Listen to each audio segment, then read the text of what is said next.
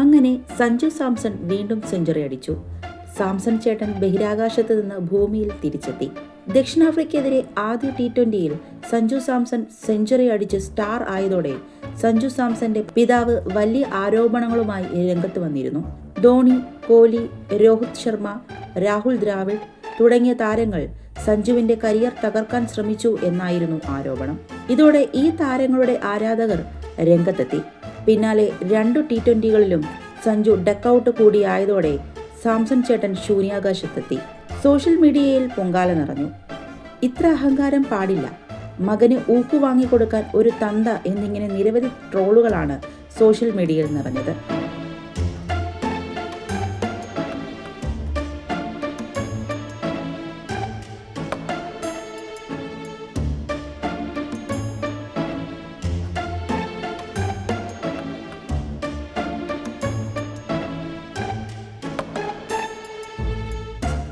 എന്തായാലും ചെക്കൻ വീണ്ടും സെഞ്ചുറി അടിച്ചതോടെ സാംസൺ ചേട്ടന് ഇനി ശ്വാസം വിടാം.